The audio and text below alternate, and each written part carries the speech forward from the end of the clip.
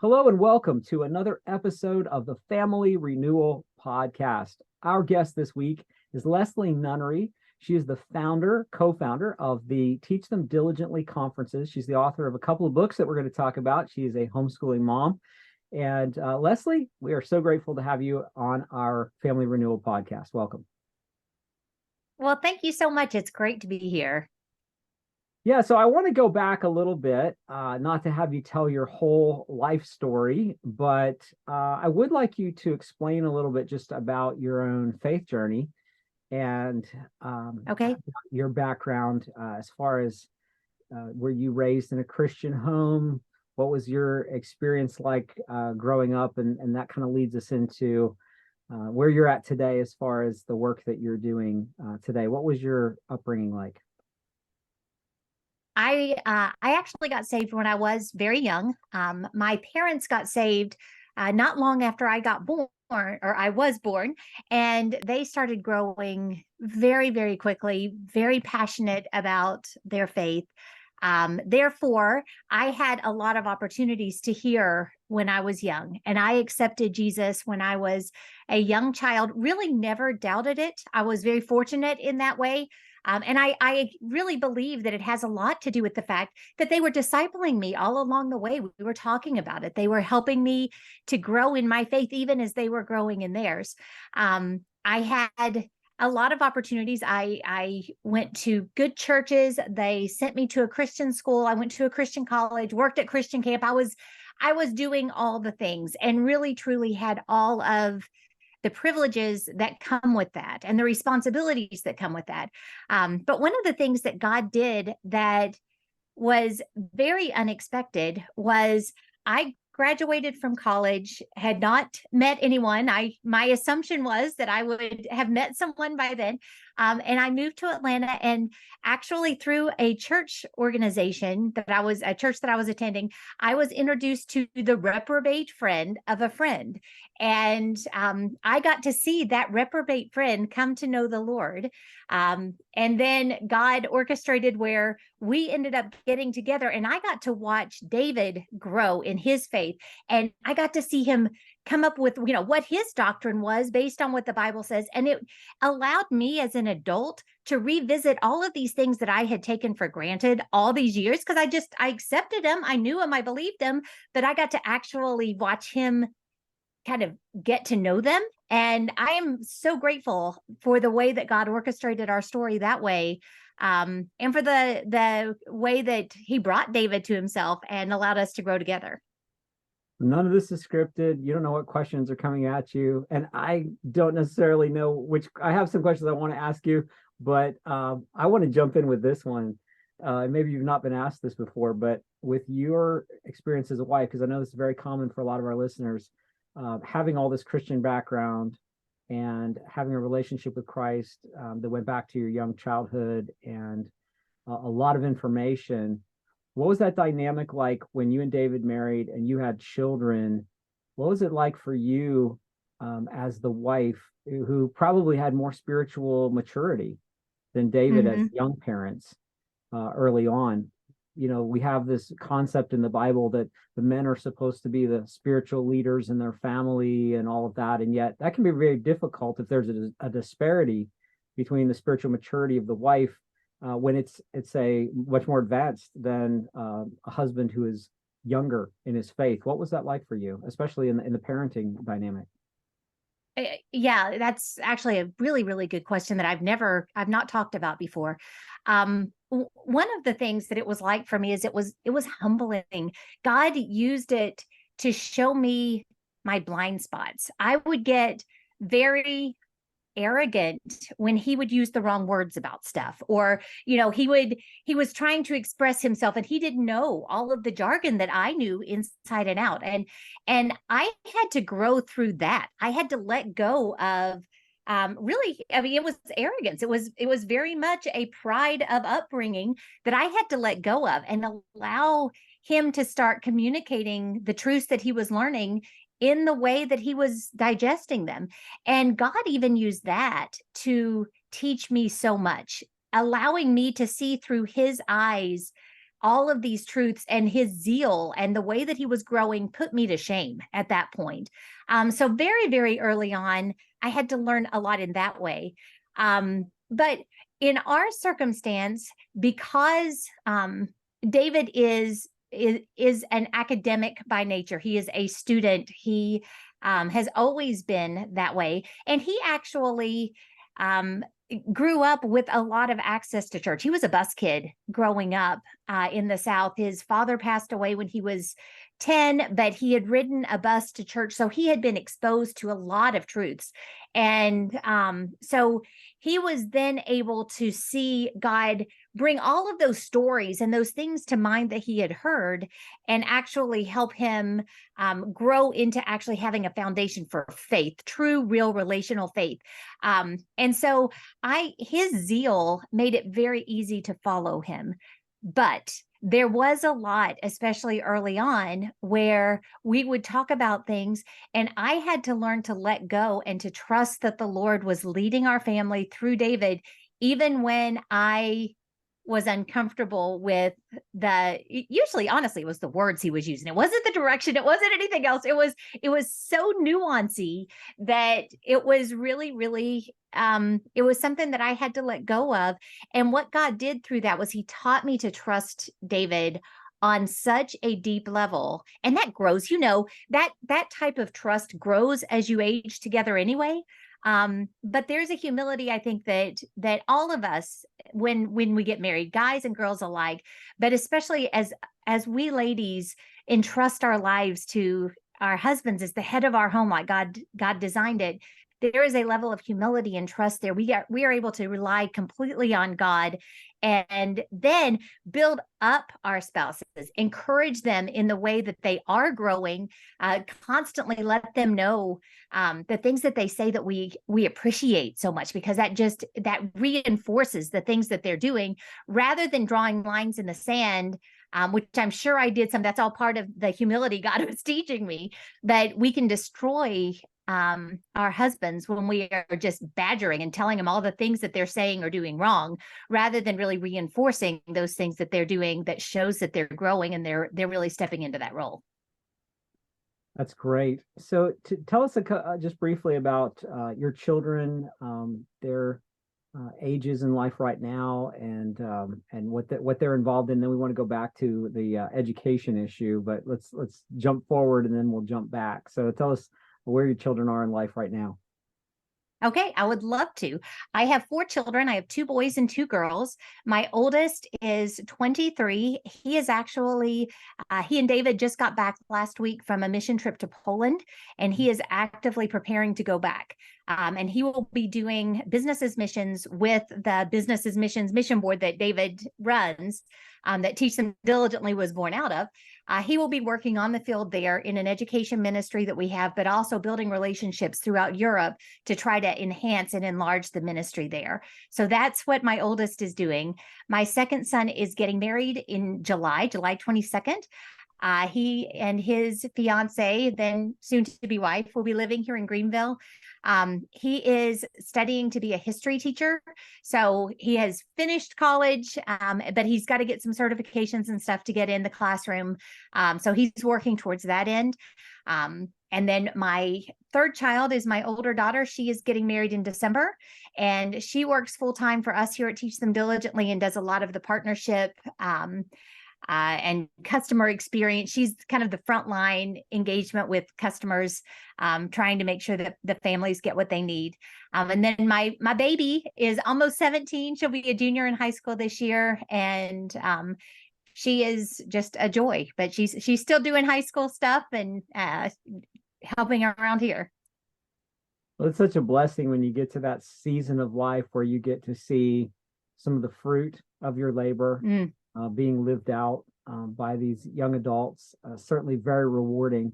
But if you go back to when you had 4 littles, you probably had a lot more questions than answers in those days. Obviously, being Christian parents, you want to raise them in the fear and admonition of the Lord.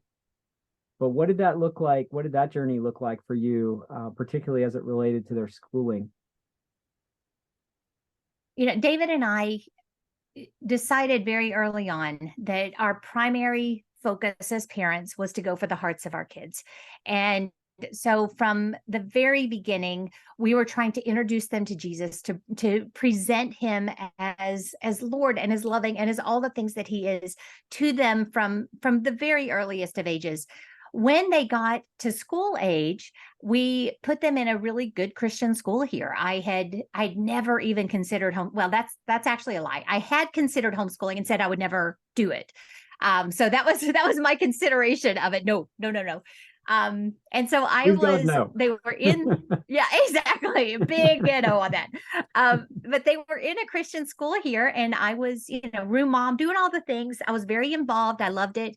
And it was actually in my oldest son's third grade year of school that the Lord started kind of impressing on my heart that my time with my children was really short.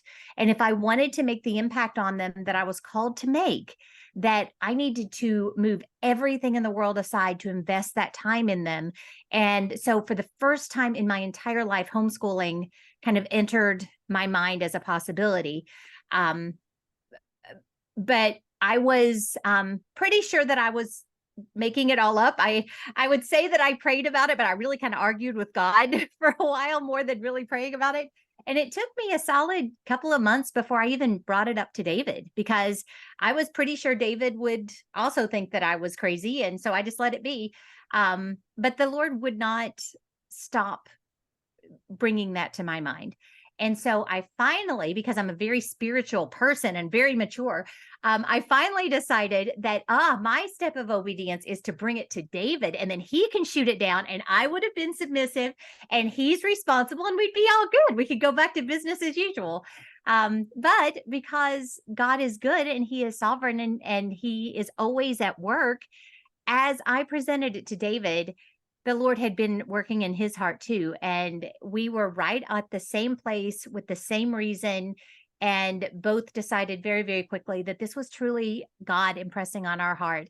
And so, as of their Camden's fourth grade year, Peyton was in second, Lizzie Gray in first, and Lila wasn't in school yet. We started homeschooling and have homeschooled ever since. With the real intent of using homeschool as a tool for discipleship, which is what Teach Them Diligently, what everything that we do is all about, is trying to encourage people that this is a wonderful tool for your actual mission of going for the hearts of your children. Absolutely. So you went from Christian school environment into homeschooling, and I want to try to transition into how that then moved into you starting a network of homeschool conferences. But in order to do that, I think we probably have to back up a little bit. And you mentioned how David has worked in a missions organization. Can you tell us about that? Oh, sure.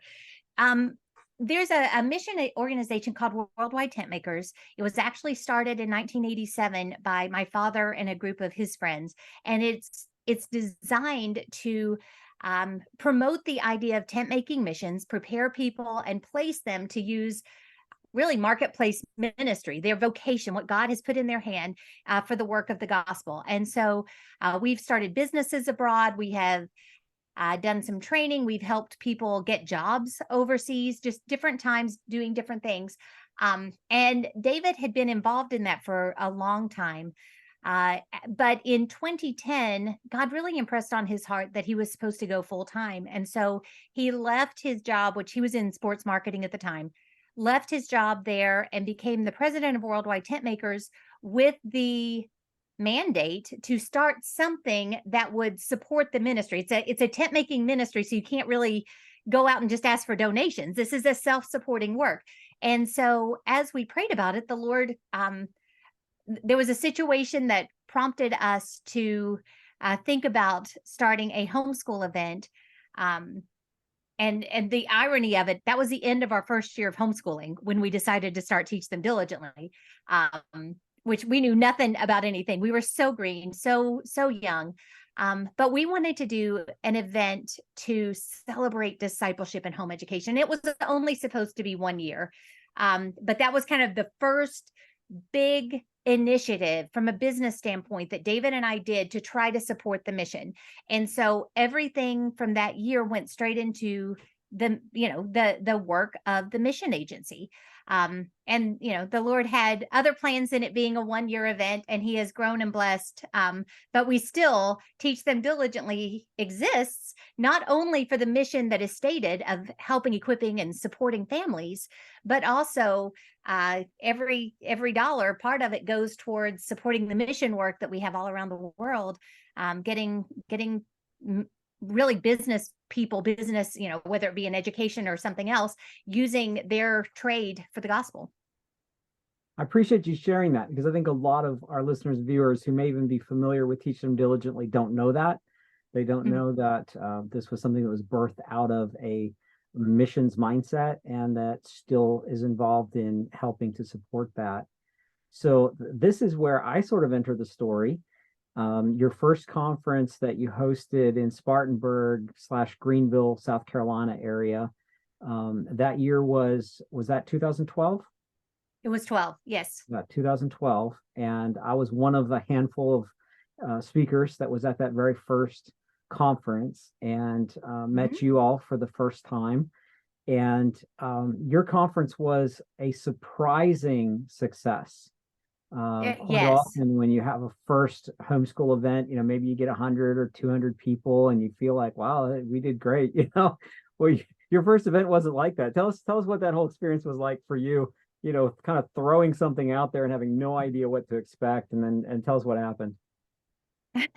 It was it's such a story of grace and of God's goodness, and really of his hand on what we were doing, because um by the time that we got to that first event in Spartanburg, we had over 1,500 families registered from 38 different states and 4 countries outside of the United States, all coming in to Spartanburg, South Carolina.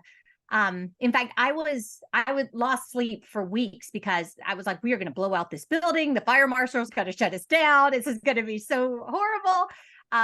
But it just shows we're not smart enough to reach that many people. It's God just brought people in, and it was exciting, because it showed that the message of discipleship in home education, that going for the hearts of your children, that message was really resonating with families, and people were willing to move heaven and earth to get there and get equipped to do it better. And that was really overwhelming in the best possible way. And we've looked back so many times as God has moved us through a variety of seasons, and we have made mistakes, and we've done some things well, some things horrible, and God has just always been faithful, and he has used every bit of it to reach thousands and thousands and thousands of families through the years. And I stand in awe of what he has done from that point forward. What would you say are some of the main core values or goals of the Teach Them Diligently conferences? Like, when you lay out your conference, and I know you've always had a big part in selecting like the workshops and all that type of thing. What are key elements that you always want to be part of a Teach Them Diligently event? Ideally. Yeah. Yeah. We have always looked at our events as purposely being for the family holistically. So homeschooling does not just impact what you do between 8 and 3, or kind of that school day window. The act of becoming a homeschooling family impacts your marriage. It impacts your relationship with your children and how you parent them. It impacts even your relationship with your in-laws and your parents and your neighbors and all these things. And so one of the really big priorities for us is providing content through the workshops, through those events, that will shore up marriages, giving some really, really solid biblical marriage content, parenting content. You get all of these relational discipleship type content, and then you also get the nuts and bolts of homeschooling. So all of that is represented. You can learn how to use a math curriculum, or how to teach science and incorporate nature. You can get all of that there, but you're also going to get a heavy focus on those family relationships, discipleship type content. So that's one of the things that we've always been very focused on. The other thing is making sure that every member of the family has a place. And so the very first year, one of David's priorities was having a men's breakfast. We have had a men's breakfast every single year that we've had an event, because one, we wanted to make sure that the guys came. We wanted to give them their own thing to get them there, because we know this isn't just a mom's endeavor. The dads have to be involved, whether it be in a supporting role, just there to encourage and support, or actually physically involved. It varies, but they need to be involved in the mission of it no matter what. And so we have a men's breakfast where we bring, there are hundreds and hundreds and hundreds of men that come together Saturday morning with their boys. A lot of times early Saturday morning, they'll have breakfast, they'll have a speaker, they'll pray together, they'll laugh together. So that's one thing that we've always done. We have a phenomenal teen program. We have a great children's program. We have extra classes like STEM and writing and art and different things for different members of the family, to make sure that everybody who comes knows that they are welcome and they have something that is going to make that the greatest weekend of their lives, and they're going to want to come back. We also do moms nights and different things for just the moms. So there's a lot of thought that goes into the different things that we offer, because for so many families, this is such a sacrifice to come. It becomes vacation for a lot of them. And we want to make sure that this is something that they all look forward to and they see the value of, so that they'll keep coming year after year. I've often thought Teaching Diligently conferences are really just a great event for Christian families in general, even if they Yeah. don't homeschool. There's so much there just for the family. And then there are optional homeschool plugins, if you will, Yep. that if you want that specific homeschool specific content, it's available and it's there. But even in the vendor hall, which we haven't talked about yet, there's a tremendous amount of resources that are just wonderful for Christian families. And so a family doesn't have to homeschool to be able to get significant benefit out of the conference. And so I would encourage all Christian families to attend a Teach Them Diligently conference if you have the availability to do so. And one thing that I've noticed too is just the centrality of the gospel being present Yes. in the conference. I spoke at the conference in Round Rock, Texas this year, and a lady was telling me that her husband got saved at the men's breakfast last year at that same conference. And so it's not merely a go and learn how to teach math conference, which I think some people Right. think, oh, well, either we homeschool, but we already have our curriculum, so we don't need to go, or we don't homeschool, so this wouldn't be relevant to us. I mean, this is really something that's got something for everybody, as you said, but the centrality of the gospel is something that I've noticed is a key element over the years. And I want to test your memory, which is terrible because we're late afternoon here, and I think we're both kind of at that age where that's just never a good idea. Exactly. I'm a little scared. I want to throw out the question of can you remember some of the many names that you've had as speakers that some of the listeners or viewers might be familiar with that have spoken at your conferences over the years that come to your mind? And maybe I'll fill in the gaps if I think of some as well. Okay. Yes, we first and foremost, Israel Wayne has been at almost every single one of our events. Always a favorite. And beyond that, we have had Bodie Bacham several times. In fact, he's invited every year. Timing doesn't always work out, but we are looking pretty good for one real close down the road. So Bodie is a popular speaker. We've had Ken Ham, Heidi St. John, Dr. Kathy Cook. You've got an awful lot of authors that are with different curriculum companies: Sherry Seligson, Rachel Carmen, Angela Odell. This is harder than it looks. Isn't it? We've had Sally Clarkson historically. Just really, if they are a Christian homeschool or Christian discipleship speaker, they've probably come through there. Ginger Hubbard is another one that's just always been really encouraging, a real blessing to people. But yeah, just we've had hundreds and hundreds and hundreds of speakers I'm that have thinking of come through like there. Kirk Cameron, Kurt, yeah, oh yeah, yeah. Kurt Ray Cameron, Comfort, Tim Tebow, Tim Ray Tebow, Comfort was there. Benham Brothers, uh, Yeah, so Todd Friel, so many over the years. So, as you said, there's so many speakers who address so many different topics and different angles. And you've moved the conference around from location to location. As hmm. parents are looking forward to 2024, what are some of the locked down locations that people can look forward to for 2024, realizing that things always flux and there could be surprises, but what can we Yes. be sure of for 2024 at this point? Well, in actually, I'll start with the fall of 23. We started a couple of years ago doing 1 day conferences. They're homeschooling parent summits. They are really, really focused. They're smaller, more intimate, really focused on issues that are specific to homeschooling parents. So we just bring in mom and dad and invest in them for a day. We have two of those this fall. One is September 23rd in Cartersville, Georgia. One is October 28th in Nashville.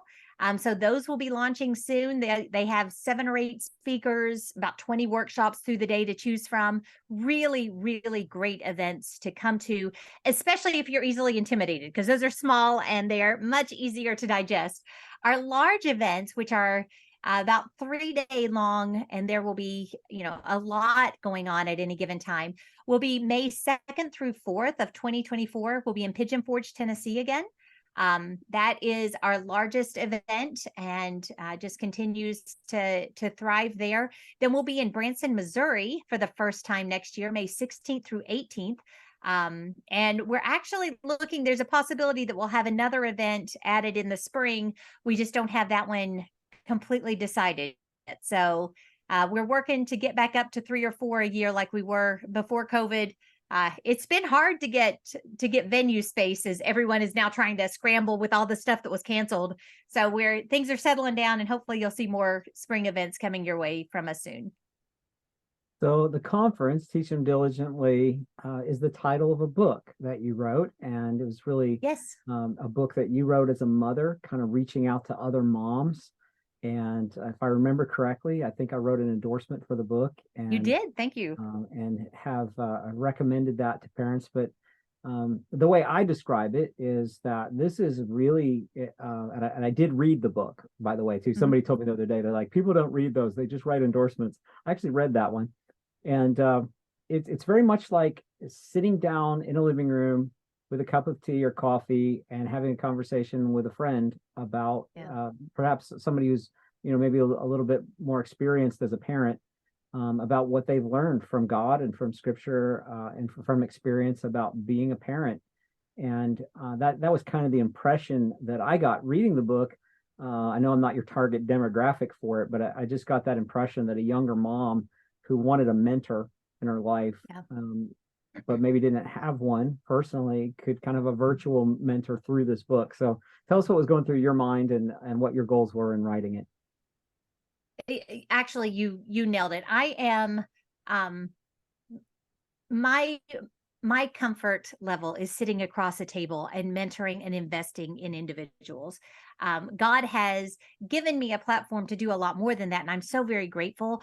But I still love the time when I'm one-on-one, when I'm, small group, just sitting there talking to ladies at church or whatever. And that book was designed really to be a conversation.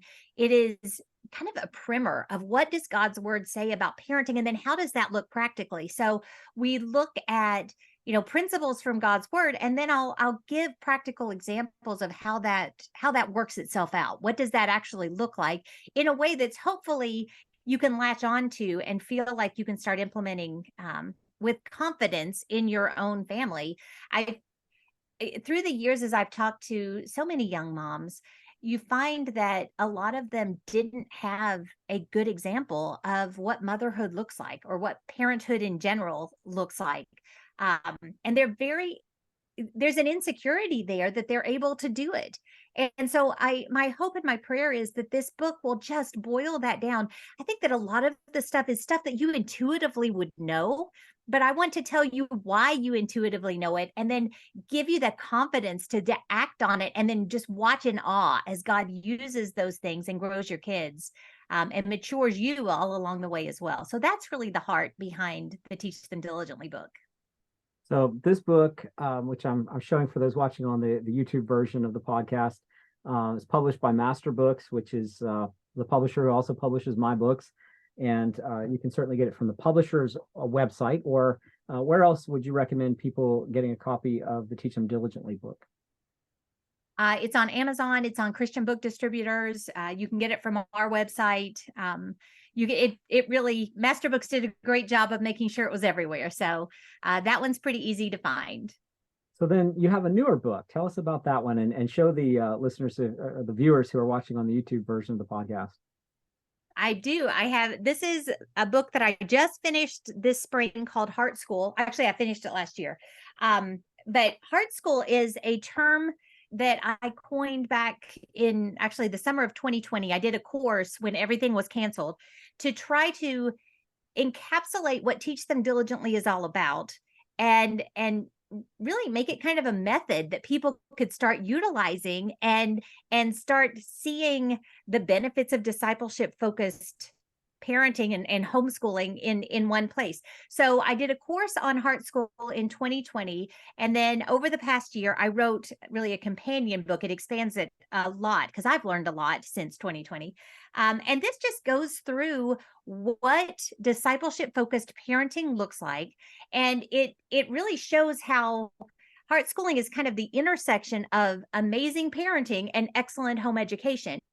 That's really where you want to be, because we want to go for the hearts of our children, but we want to also prepare them well to do what God has for them. And so that Heart School element really leans into both of those things, while giving you a singular mission that you can line everything up behind. And so it brings in a lot of peace and confidence and removes a lot of friction in your house, because you're able to be pursuing one thing rather than having all these things pulling at you with, kind of, you're giving them equal importance when they don't have equal importance. So what do you say to a family or to a mom who feels that the academic side of homeschooling has just become so stressful, and she's so overwhelmed that she wants to put her kids in school and just bail out on the whole homeschool experience because it's just gotten to be so much? What do you say to that mom? I say that, and I would say it lovingly and gently, but she has elevated academics above where it should be. She has given the act of education a position in her family that is above the one that it should have. As a Christian parent, you have been given one mission, and that is to truly to bring your children to Jesus, to teach them to love God, love people, and to live out their faith in a very practical way. Homeschooling, the academics, the time, all of that is a phenomenal tool for accomplishing your mission. But if you are putting the weight on the individual academic elements of homeschooling so that it is destroying your relationships, you're actually elevating that above your mission. And that's where that friction point is coming in. You need to figure out what God has called you to do and line things up under it.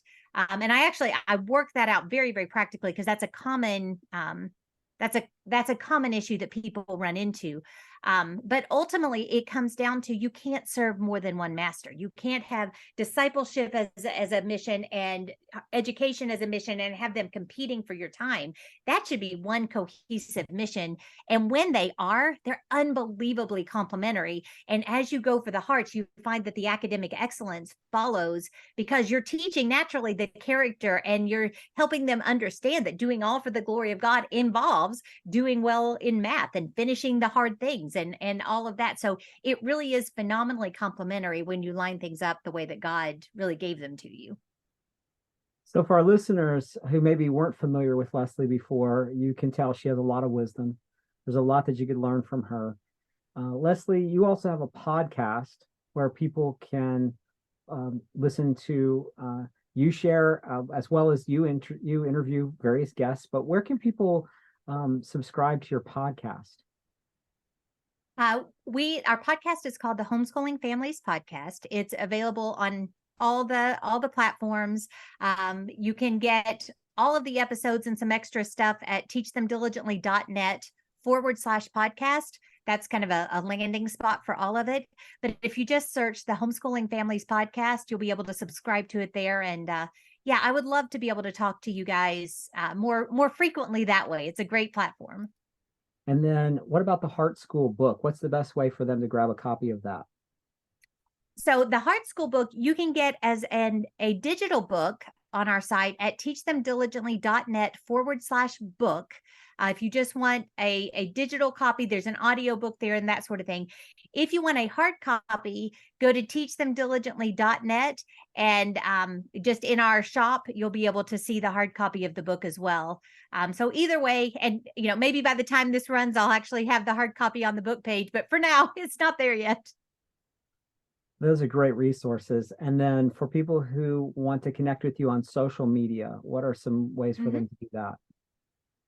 So we are on Facebook and Instagram primarily. On Facebook, just search Teach Them Diligently. And on Instagram, it's just Teach Diligently. And that's where you'll find a lot of the encouragement and the information and stuff that comes out from Teach Them Diligently itself. So is there anything else that you'd like to share as far as resources or maybe facets or aspects of what you're doing or projects that maybe we haven't touched on yet? No, I am really just very grateful for the opportunity. It is my great joy to be able to invest in other moms, especially now that, I've got three. I joke I'm shedding 3 children, in 6 months. It's like they're all launching out at once, which I'm very, very grateful for. But it allows me a lot more time to invest in other people. So I look forward to engaging with everyone through the podcast. We have a membership, Teach Them Diligently 365, which is it's a great resources community, but there's thousands of moms engaging with one another. I do monthly teaching in there and then have monthly office hours where I just answer questions. So there's a lot of different elements where you can go to teachthemdiligently.net and find just a lot of ways that we're trying to equip families, because ultimately that is our call. We are here to equip families to do what God has called them to do, because we believe that will strengthen churches and communities and everything else if we can just shore up those families like you guys are focused on as well. And there's a lot of audio downloads that people have access to if they become a member of the 365 as well, right? Yes. Yeah, the 365 community has all of the workshops from all of our events. So there's like 3,500 audio workshops, plus hundreds of videos from virtual events, as well as the teaching that I've done through the years. So it is an overwhelming amount of stuff, but it's all searchable. So whatever question or problem they may have, they can search and probably find a very solid biblical answer there for it. Well, it's a phenomenal resource. You guys have done an amazing job over the years of stewarding the platform that the Lord has allowed you to have. And by presenting a gospel-focused, gospel-centered message for families, pointing people constantly back to Christ, strengthening marriages, equipping parents to raise their children in the knowledge and the fear of the Lord. And so we appreciate very much what you do. It's been a blessing for me to have been able to participate every year with the Teach Them Diligently conferences. Grateful for your friendship with you and David, and appreciate you coming on here and sharing and kind of introducing yourselves to our family renewal family. I think most of our folks probably are familiar with you, but it's always strange how people don't know what they don't know. And the other day I was talking to a lady at a homeschool event, and I said something about Ken Ham, and she said, I've never heard of him. And I said, oh, he's with Answers in Genesis. And she said, I've never heard of that. And I said, well, the Creation Museum. And she said, I've never heard of that. And I said, the big ark in Kentucky? She said, no. And I said, okay, how long have you been homeschooling? Sometimes you only know what you know, and so exactly. It's nice to be able to kind of cross-platform, and I encourage our listeners and viewers to check out Teach Them Diligently as a great resource for your family. So thank you, Leslie, for your time, and we'll look forward to having you back on in the future. Thank you so much. It's been a joy. All right. God bless.